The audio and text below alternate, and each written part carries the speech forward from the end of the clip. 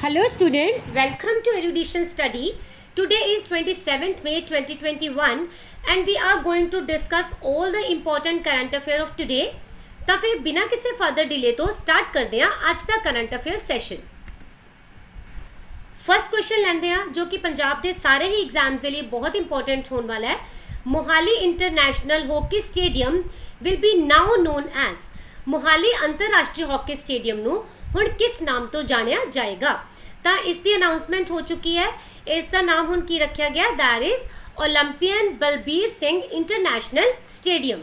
Okay, ਤਾਂ ਤੁਸੀਂ confuse ਨਹੀਂ ਹੋਣਾ, ਬਲਬੀਰ ਸਿੰਘ ਸੀਨੀਅਰ ਵੀ ਨੇ ਔਰ ਬਲਬੀਰ ਸਿੰਘ ਜੂਨੀਅਰ ਵੀ ਨੇ, ਯਾਨੀ ਕਿ ਦੋ ਹੈਗੇ ਆ ਜੋ ਕਿ ਹਾਕੀ ਦੇ ਫੀਲਡ ਦੇ ਨਾਲ ਹੀ ਰਿਲੇਟ ਕਰਦੇ ਆ ਔਰ ਸੇਮ ਨੇਮ ਹੈ। ਤੇ ਜਿਹੜਾ ਇਸ ਇੰਟਰਨੈਸ਼ਨਲ ਸਟੇਡੀਅਮ ਦਾ ਨਾਮ ਹੈ ਉਹ ਬਲਬੀਰ ਸਿੰਘ ਸੀਨੀਅਰ ਜੀ ਦੇ ਨਾਮ ਦੇ ਉੱਪਰ ਰੱਖਿਆ ਗਿਆ। Hockey Stadium renamed as Balbir Singh Senior to mark his death anniversary. Last year 25th of May ਨੂੰ ਇਹ ਅਕਾਲ ਚਲਾਣਾ ਕਰ ਗਏ ਸੀ, ਤਾਂ ਇਸੇ ਹੀ ਯਾਦ ਦੇ ਵਿੱਚ ਇਸ ਸਟੇਡੀਅਮ ਦਾ ਨਾਮ ਰੱਖਿਆ ਗਿਆ।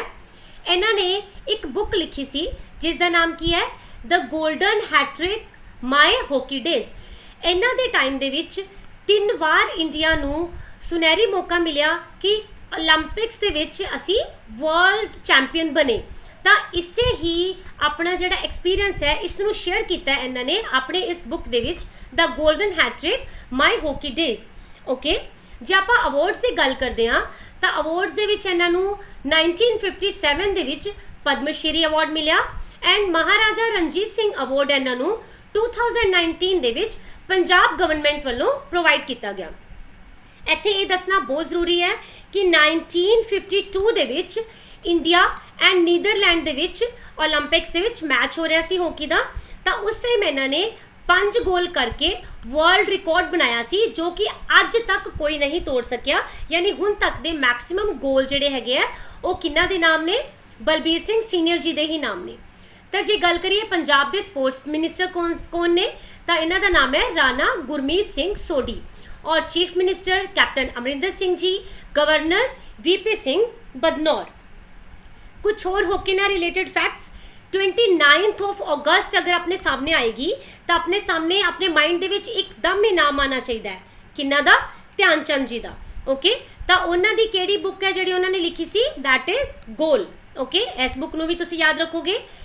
दूसरे रानी रामपाल, ये भी हॉकी दे फील्ड नाल रिलेट करदे है और रिसेंटली इन्हां नूं अवार्ड मिलिया सी, केड़े वाला, राजीव गांधी खेल रत्न अवार्ड। ठीक है, तो इन्हूं भी तुसीं याद रखोगे। ਤੇ ਦੋ ਚੀਜ਼ਾਂ ਹੋਰ ਅਨਾਉਂਸ ਹੋਈਆਂ ਕਿ ਜਿਹੜਾ ਇਹ ਸਟੇਡੀਅਮ ਮਤਲਬ ਜਿਨ੍ਹਾਂ ਨੂੰ ਜਿਹੜੇ ਸਟੇਡੀਅਮ ਦਾ ਨਾਮ ਚੇਂਜ ਕੀਤਾ ਗਿਆ ਉਸ ਦੇ ਨਾਲ ਨਾਲ ਇਸ ਸਟੇਡੀਅਮ ਦੇ ਵਿੱਚ ਇਹਨਾਂ ਦਾ ਇੱਕ ਸਟੈਚੂ ਵੀ ਬਣਾਇਆ ਜਾਊਗਾ। ਓਕੇ, ਐਂਡ ਇੱਕ ਸਕੋਲਰਸ਼ਿਪ ਸਕੀਮ ਵੀ ਬਲਬੀਰ ਸਿੰਘ ਸੀਨੀਅਰ ਜੀ ਦੇ ਨਾਮ ਦੇ ਉੱਪਰ ਚਲਾਈ ਜਾਏਗੀ ਜੋ ਕਿ ਹਾਕੀ ਖੇਡਣ ਵਾਲੇ ਸਾਰੇ ਹੀ ਖਿਡਾਰੀਆਂ ਦੇ ਲਈ ਜ਼ਰੂਰੀ ਹੋਏਗੀ, ਲਾਈਕ ਇੰਪੋਰਟੈਂਟ ਹੋਏਗੀ। All right, second question, who has been re-elected as FIH president for a second term। ਕਿਸ ਨੂੰ ਅੰਤਰਰਾਸ਼ਟਰੀ ਹਾਕੀ ਫੈਡਰੇਸ਼ਨ ਦੇ ਵਿੱਚ ਦੂਜੀ ਵਾਰ ਪ੍ਰਧਾਨ ਚੁਣਿਆ ਗਿਆ, ਤਾਂ ਇਹ ਕੌਣ ਨੇ, ਇਹਨਾਂ ਦਾ ਨਾਮ ਹੈ ਨਰਿੰਦਰ ਬਤਰਾ ਜੀ।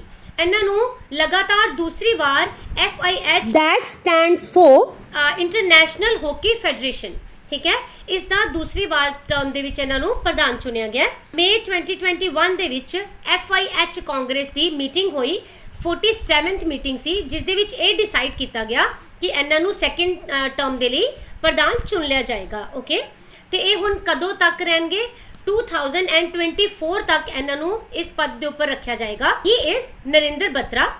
ਐਂਡ ਅਗਰ ਆਪਾਂ FIH ਦੇ ਹੈੱਡਕੁਆਰਟਰ ਦੀ ਗੱਲ ਕਰੀਏ ਤਾਂ ਇਹ ਕਿੱਥੇ ਸਿਚੁਏਟਡ ਹੈ, ਦੈਟ ਇਜ਼ ਇਨ ਲੋਸੈਨ ਸਵਿਟਜ਼ਰਲੈਂਡ ਦੇ ਵਿੱਚ। ਔਰ ਇਹਨਾਂ ਦੇ ਫਾਊਂਡਰ ਕੌਣ ਨੇ, ਪੌਲ ਲੋਟੇ। ਐਂਡ ਇਹਨੂੰ ਐਸਟੈਬਲਿਸ਼ ਕਦੋਂ ਕੀਤਾ ਗਿਆ FIH ਨੂੰ, 7 ਜਨਵਰੀ 1924 ਦੇ ਵਿੱਚ ਪੈਰਿਸ ਫਰਾਂਸ ਦੇ ਵਿੱਚ। ਇਹਦਾ ਮੋਟੋ ਕੀ ਹੈ, fair play friendship forever. And ਇਹਦੇ ਦੇ CEO ਕੌਣ ਨੇ, ਥੈਰੀ ਵਿਲ। ਓਕੇ, ਤਾਂ ਇਹ ਤੁਸੀਂ ਸਾਰੇ ਹੀ ਫੈਕਟਸ ਜਿਹੜੇ ਹੈ FIH ਦੇ ਨਾਲ ਰਿਲੇਟਡ ਇਹ ਤੁਸੀਂ ਯਾਦ ਰੱਖੋਗੇ। Question number 3, RBI has decided to transfer how much surplus amount to the central government in May।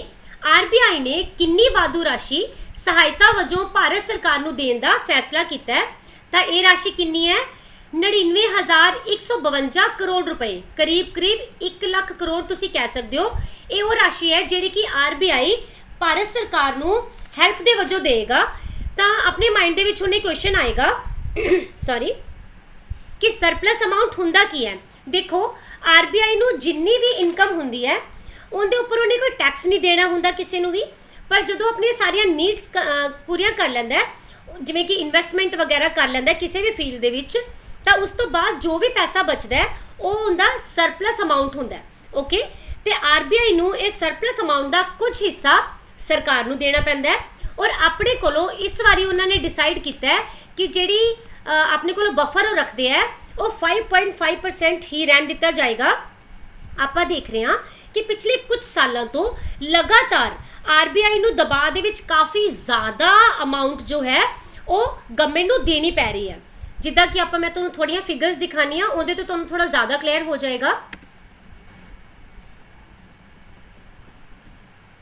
सी इत्थे तुसीं देखोगे कि 2010-11 दे विच RBI ने जो सरप्लस अमाउंट दिता that was approximately 15,000 crore rupees. Okay, but अगर तुसी ये देखोगे कि वद्दा 2018-19 दे विच जाके करीबन 1,80,000 ते पहुँच गया, तो तुसी समझ सकते हो कि ये कितना ज़्यादा इहदे विच हाइक आया। तो इस टाइम तो वैसे आप समझ सकते हैं कि कोविड करके गवर्नमेंट नूं कोई इनकम नहीं हो रही, लॉकडाउन है काफ़ी सारिया स्टेट्स दे विच, जिस करके ज़्यादा बिजनेस नहीं चल रहे और टैक्स वगैरह सारे गवर्नमेंट दे बंद हो चुके हैं या घट चुके हैं, जिस करके गवर्नमेंट नूं इस टाइम पैसे की ज़रूरत है। तो इसलिए गवर्नमेंट ने RBI नूं रिक्वेस्ट किया एंड RBI ने 99,122 करोड़ रुपए जिहड़ा हैगा वो गवर्नमेंट ऑफ इंडिया नूं देना मंजूर कर लिया। तो इस सरप्लस अमाउंट की जिहड़ी सिफारिश है वो की गई सी विमल जलान कमेटी द्वारा।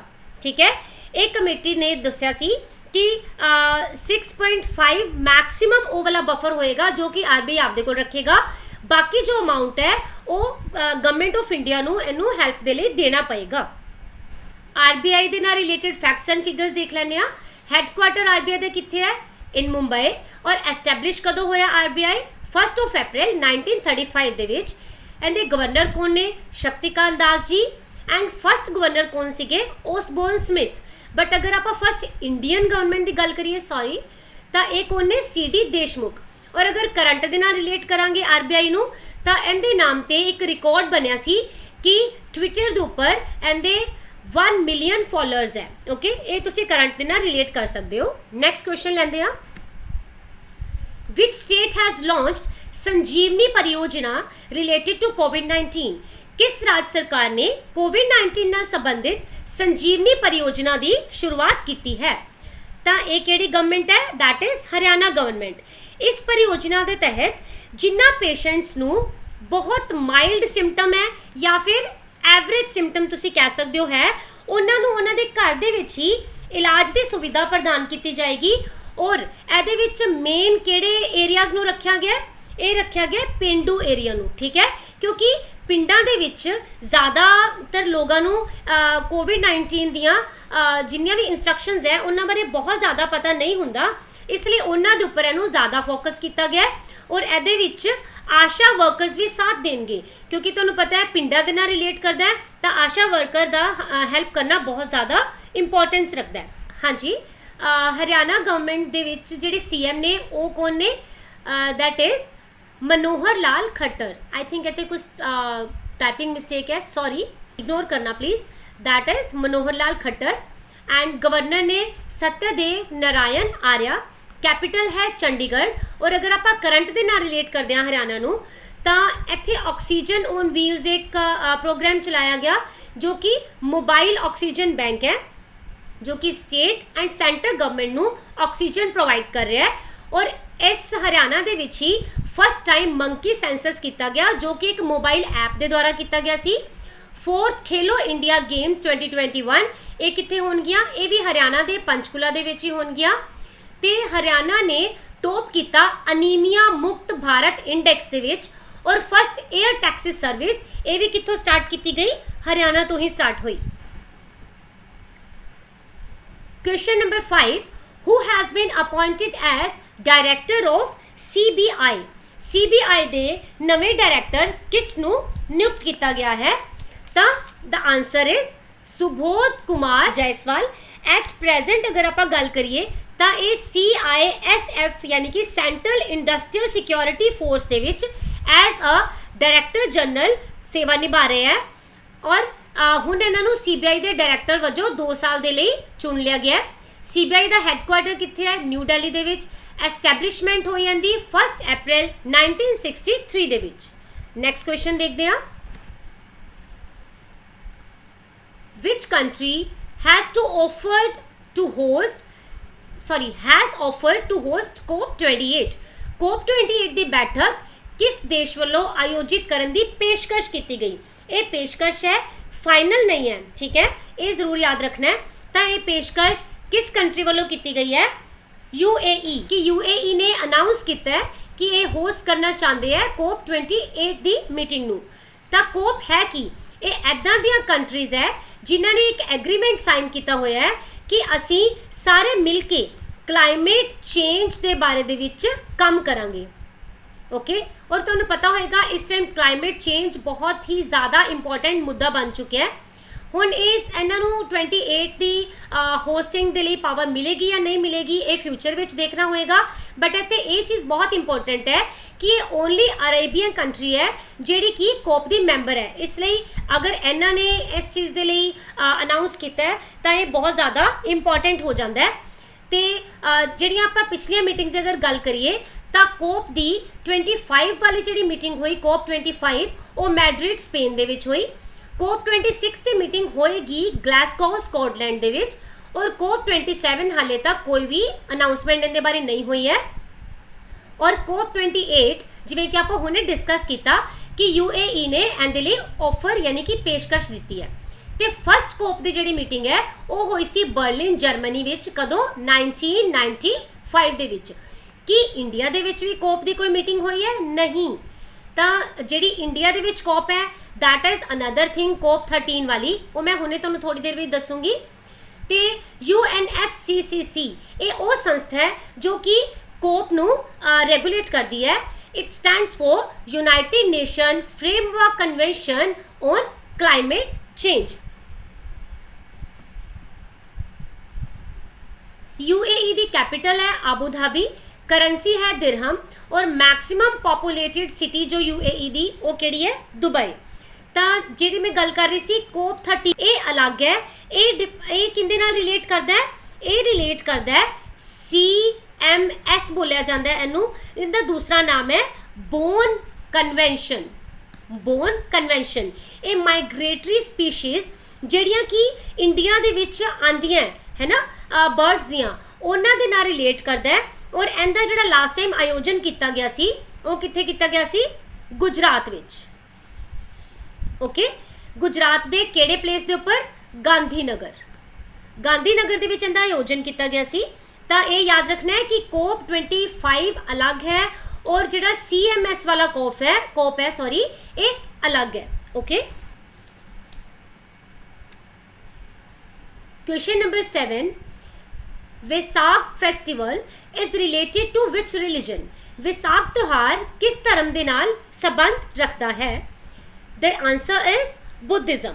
ओके, गौतम बुद्धा जी के नाल रिलेट करता है वैसाख फेस्टिवल, जिन्हों की हुणे मनाया गया 26 मई, ठीक है, और इन्हू वर्चुअली ही मनाया गया ड्यू टू कोविड-19 और इन्हू बुद्ध पूर्णिमा के नाम के नाल भी जानिया जाता है।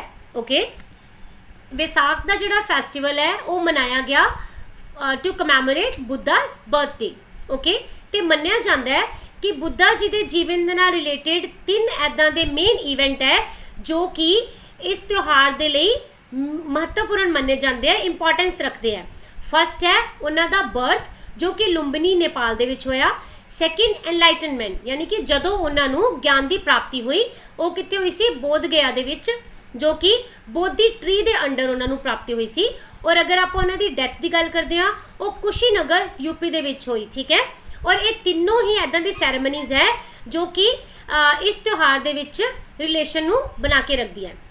और इस त्यौहार का दूसरा नाम की है बुद्ध पूर्णिमा और इनू मिनिस्ट्री ऑफ कल्चर के द्वारा मनाया जाता है और ये इस बार कदों मनाया गया 26 मई नू। ऑलराइट, कुछ बुद्धा जी नाल रिलेटेड फैक्ट्स एंड फिगर्स देख लेने कि इन्हों ने अपना फर्स्ट सरमन जो दिता सी यानी कि पहली बार जदों इन्हों ने अपने विचार रखे सी वो कित्थे दिता, सारनाथ दे विच। Okay, Sarnath is the place और इस नूं नाम दिता गया सी धर्म चक्र परिवर्तन दा।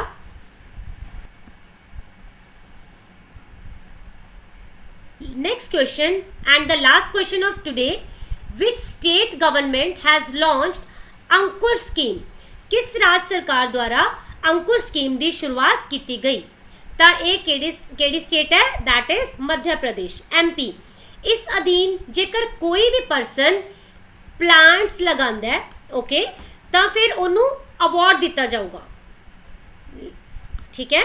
और इस अवार्ड का नाम रखा गया है प्राण वायु अवार्ड, प्राण वायु अवार्ड। ओके, तो हुण आपां सोचांगे कि ये गवर्नमेंट नूं पता किद्दां चलेगा कि अगर तुसी पौधा लगाया तो गवर्नमेंट किद्दां नोटिस करेगी कि किनू अवार्ड देना है और किद्दां पता चलेगा?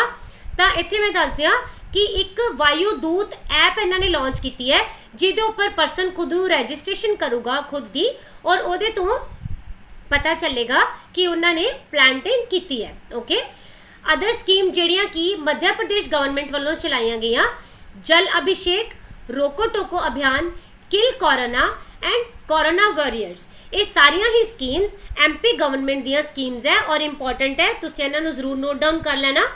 ओके, एंड एक ब्लैक फंगस के लिए सेंटर बनाया जाएगा जो कि कित्थे एस्टैब्लिश किया जाएगा?